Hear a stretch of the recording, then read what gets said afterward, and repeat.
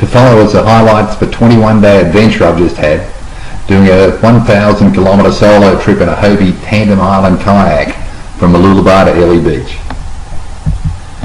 Because I would be travelling through areas with up to 5 metre tides, the plan was to anchor and sleep on the kayak each night. My sole source of food was an incredible range of full meal replacement shakes and bars. This provided top nutrition and was very, very easy to prepare. After literally months of planning and preparation, my wife Linda and I had a 2,000 kilometre road trip initially from our home in Victoria so the adventure could begin, launching at my brother's home in Mooloolaba, Queensland. The Delorme InReach Explorer is an amazing bit of equipment and has many functions on it. One of them was to track the total trip distance, which here shows at 980 kilometres.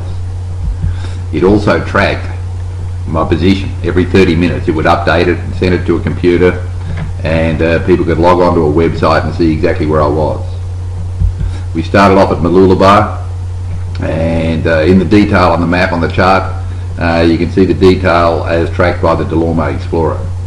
So this is leaving from Mooloolaba and then up to Noosa Heads, and then from there up past Inskip Point, in behind Fraser Island, Great Sandy Passage to Hobie Bay, from then up to Burnett Heads, and then to 1770. And it was this stretch here as I was approaching 1770 where we had the biggest seas of the trip. There's no protection here. This is the last point on the east coast where you get the surf and surfers at 1770, and would have been about an 8 to 10 foot swell as I was going into there late at night.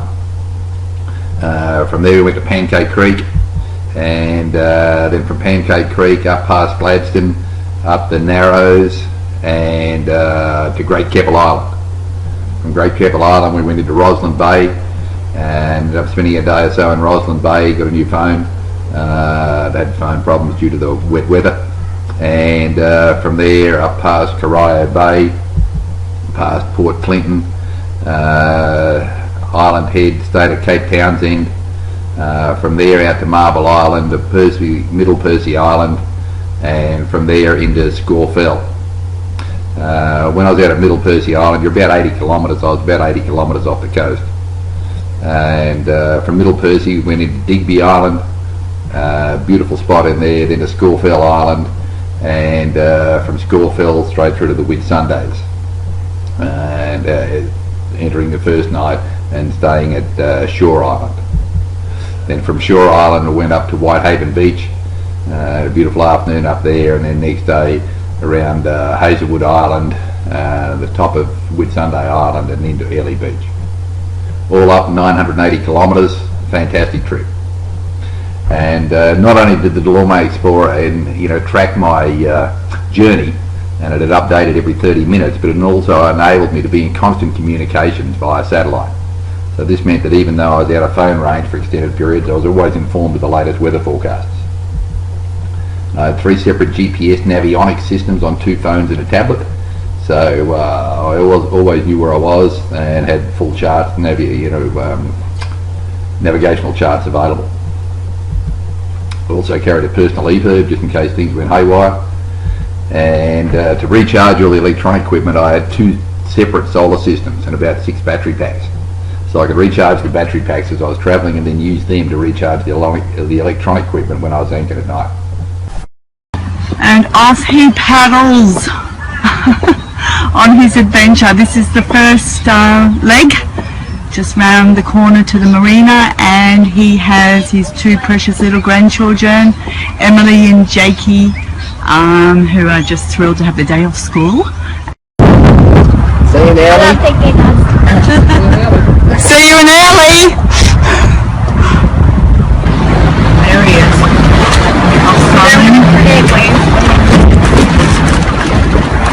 Just about to head out the mouth of the river.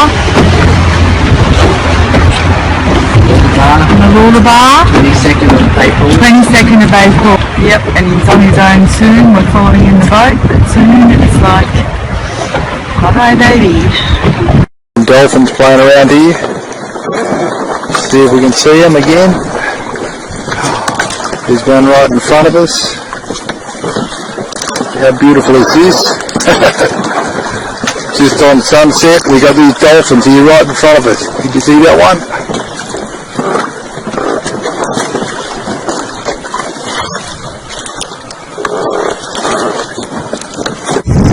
Here we are, sailing along in Great Sandy Straits in behind Fraser Island, and it's an absolutely beautiful day. Right, gentle breeze coming from the northeast, and just pushing us along nicely. So just beautiful, beautiful, beautiful. At the moment, there's just no wind at all. Look at that, it's like glass. And when it's like this, only one thing to do, and that's better.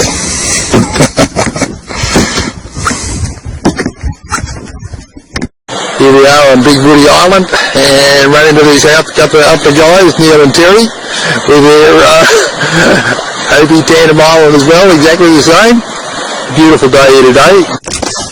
Today we're sailing from Hobie Bay, where I anchored at Pyalba last night, around to Bundaberg, or to Burren Heads anyway. And but as you can see, another quiet day, very light day, very light day. And yeah, but anyway, we are making progress and just enjoying the whole trip. It's fantastic. Got a couple of lines out the back here, but so far we haven't had any fish jump on board, but it is good. It is good. It just might happen. Just might happen. Another magical sunset as we come up on the Bundaberg. Got a bit of breeze here now, sailing beautifully.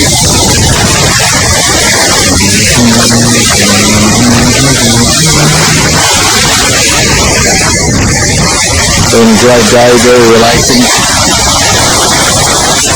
No fish, maybe tomorrow.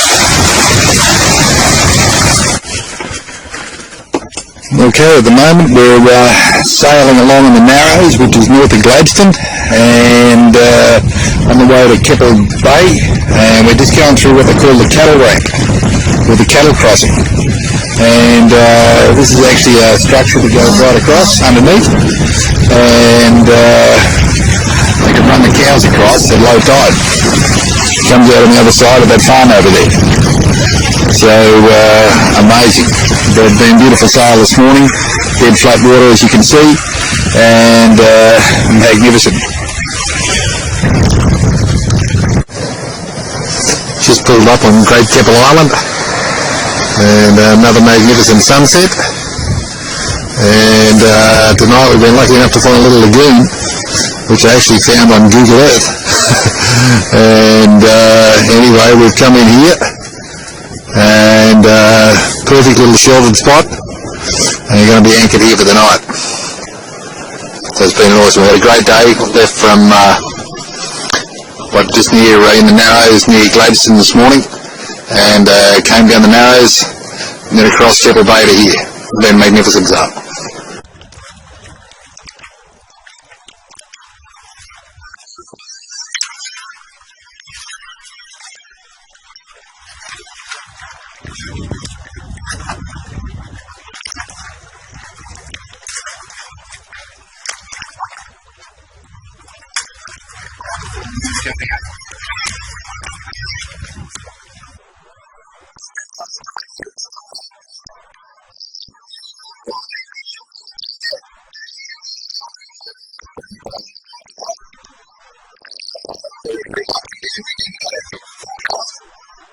And looking forward to it. But anyway, it's just been absolutely magnificent, and enjoying the journey immensely.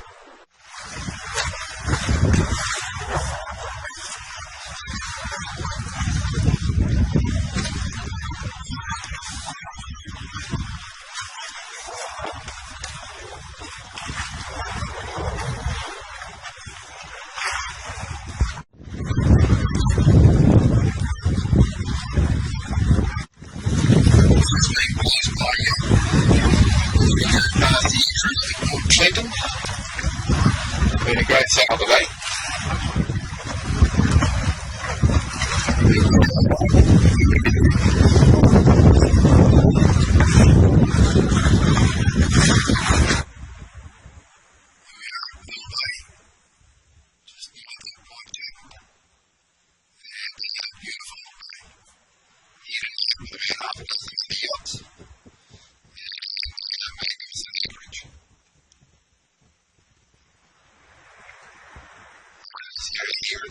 the fence forest area, and so no one's allowed to go ashore here. But it's beautiful. Good morning.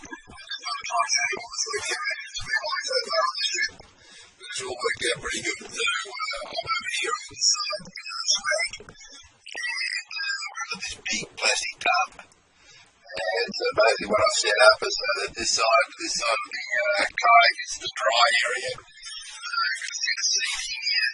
I've got this is a big galley, got all the food in it, so I can have breakfast in bed every morning, which I've been doing. I have to get up to get breakfast. And then I've got some stuff hanging here. We've got lights, spare headlight as well, and on this other side is the wet area.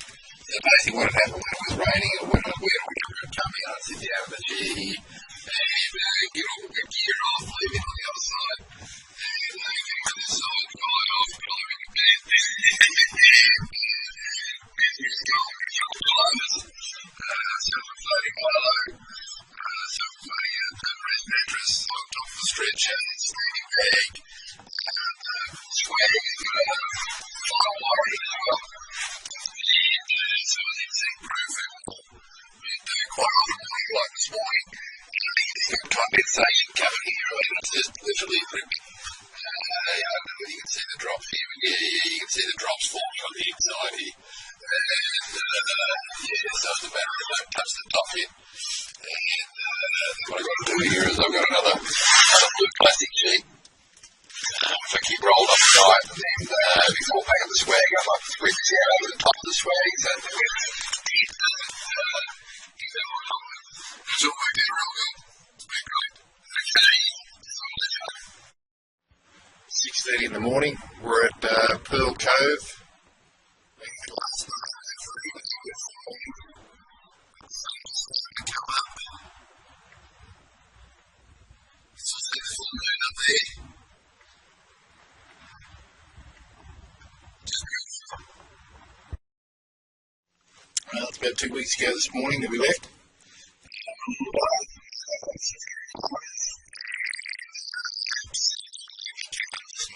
It's like glass out here. Beautiful spot just near Pearl Bay where we landed last night. And it's Pearl Bay back in there. But absolutely like glass here this morning. And so there's nothing for it but to anyway, it's been a great 2 weeks, and I'm really looking forward to the rest of the trip.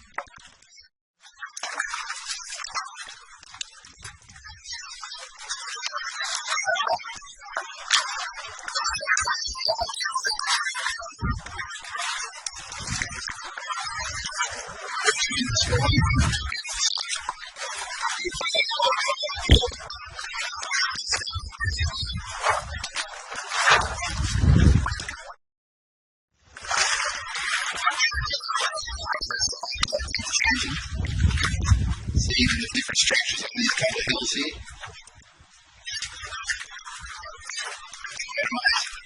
Completely different structure on this one.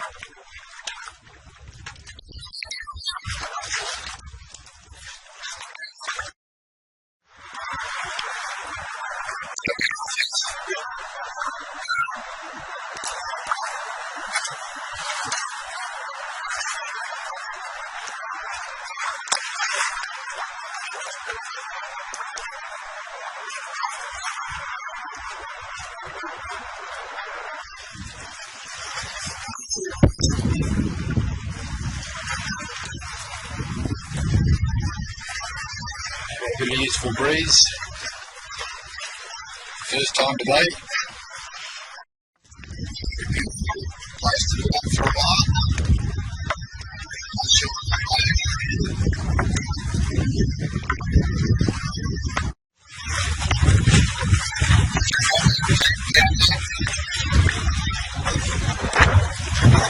the time working with us for the first time for the day.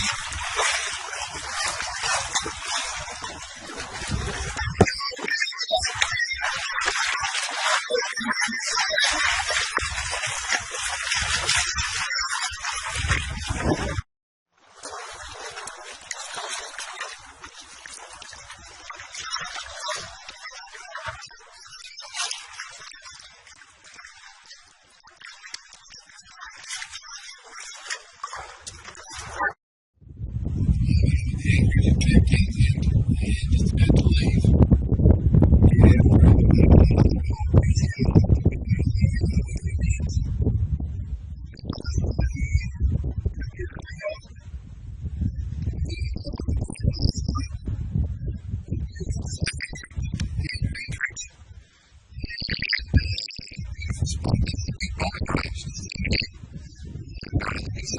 So, bombing range don't go ashore, and unexploded bombs. So this is all part of the defence area. So I've been ashore for a few days, but it's been fantastic.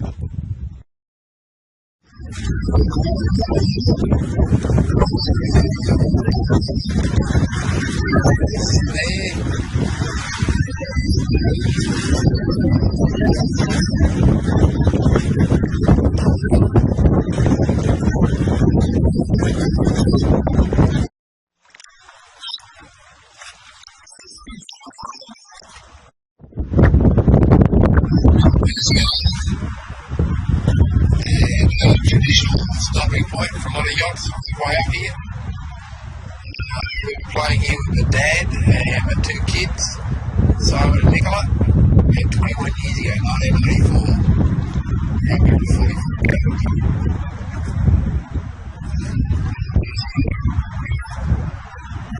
Just over there, little lagoon, you can get in there, but at the moment of low tide, we can't get in. We have to head off.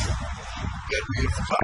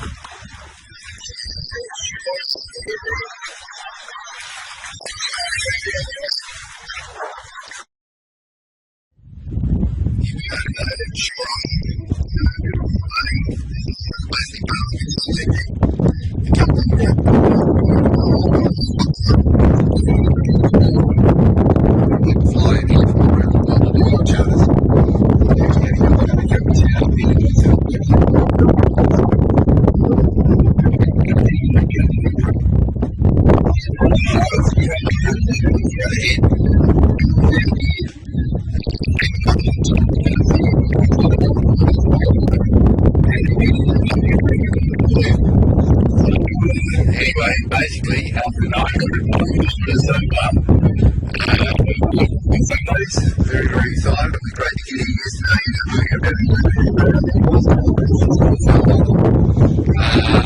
Beautiful conditions, very, very light.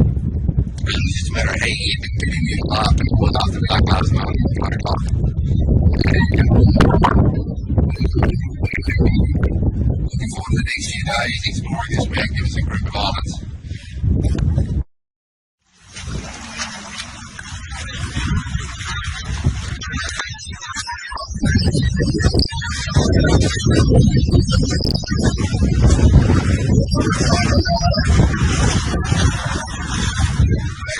Here's to Shore Island.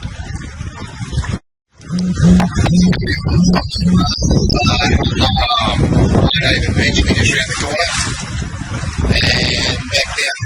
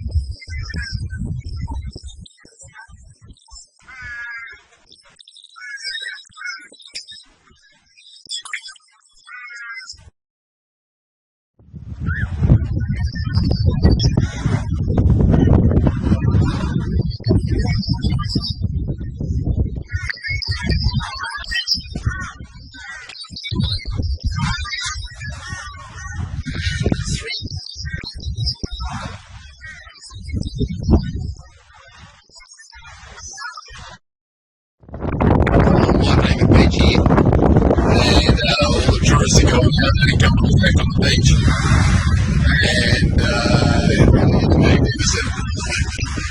But what's happened, I've just had one of the guys out here on this huge big boat, this big one you got here, just come and give me a nice cold beer. Video from there. So it's kind of down here. 3 weeks is pretty cool. Magnificent sunset.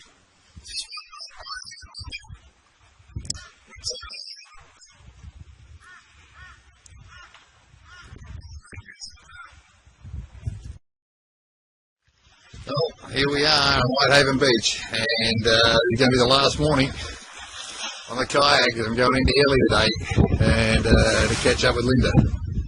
So hopefully she'll be in Airlie later today. But been a beautiful night, a restful night here.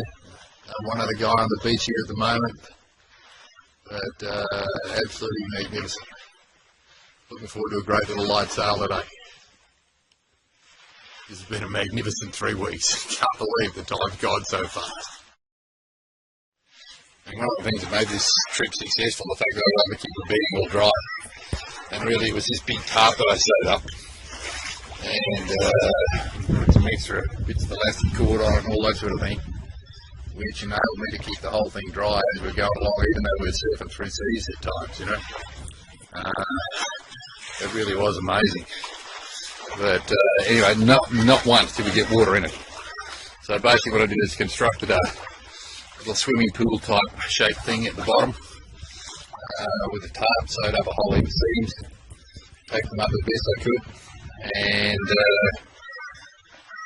yeah, then we got these couple of elastics to pull the sides up over it, and blue plastic to go on top of it, and the rest of the tarp, which forms the tent, gets wrapped right around the whole thing, and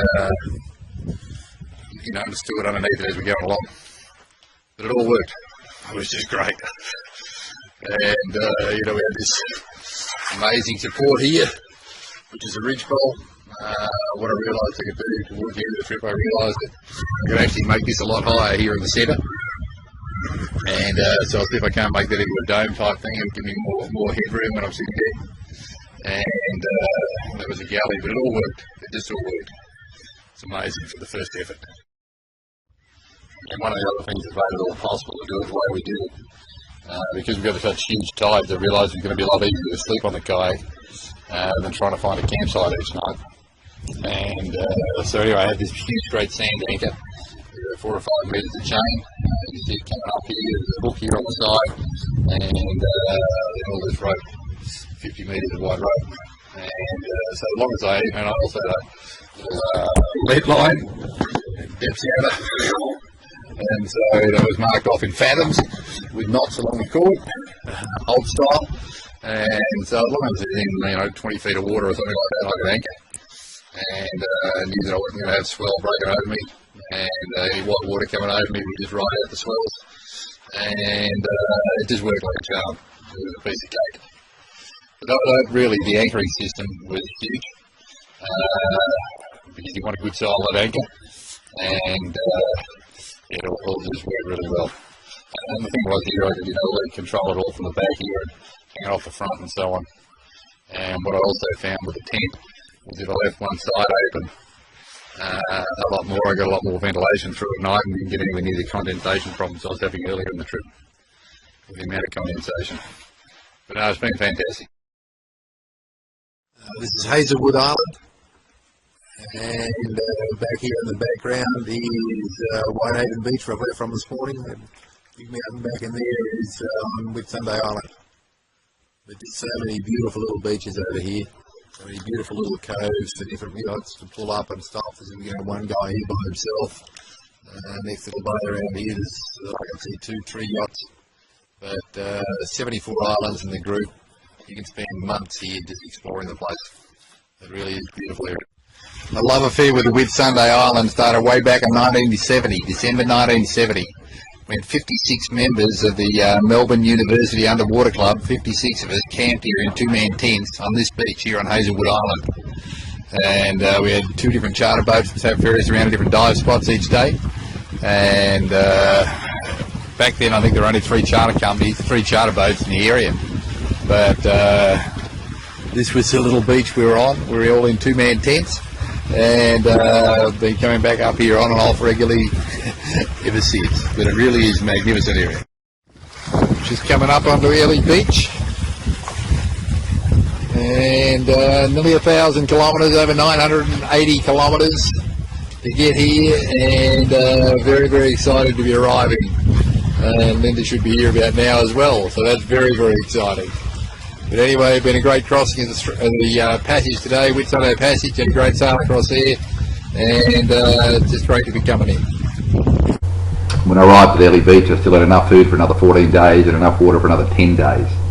My plan was the fact that if the weather had got bad, my plan was just to stay wherever I was until it improved.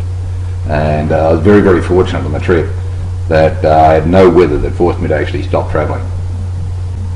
Now, to follow is more video of the trip. And basically this one I was taking on a little GoPro type camera, but there's no audio on this bit. But it's got some great footage. All in all, it's a fantastic trip.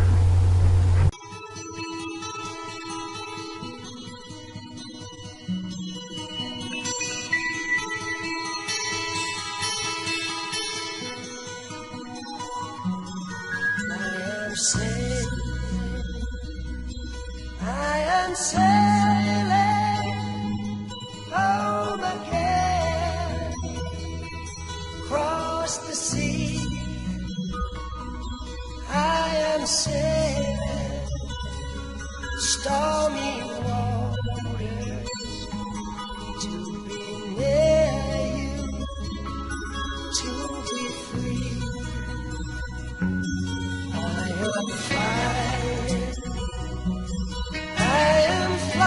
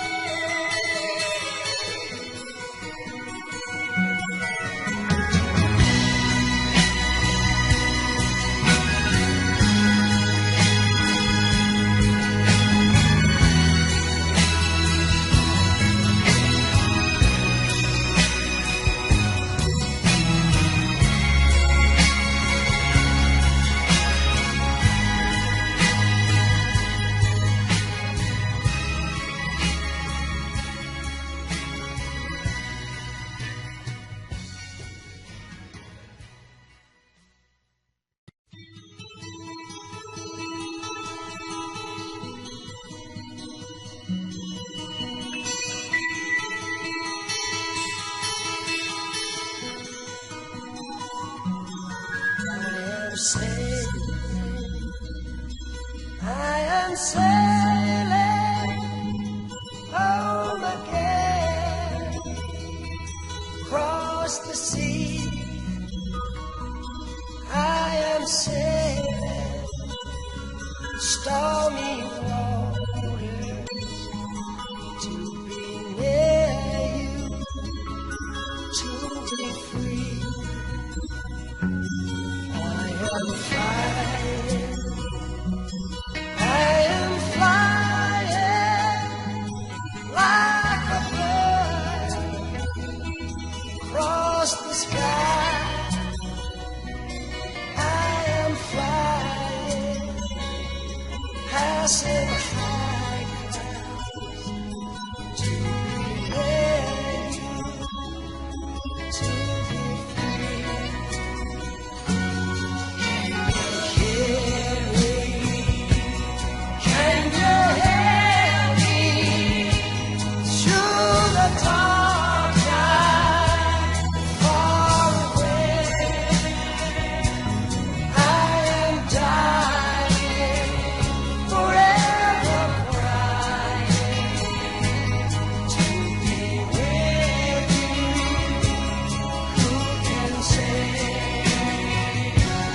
Can you hear me? Can you hear me through the dark night, far away? I am dying, forever crying, to be with you. Who can say?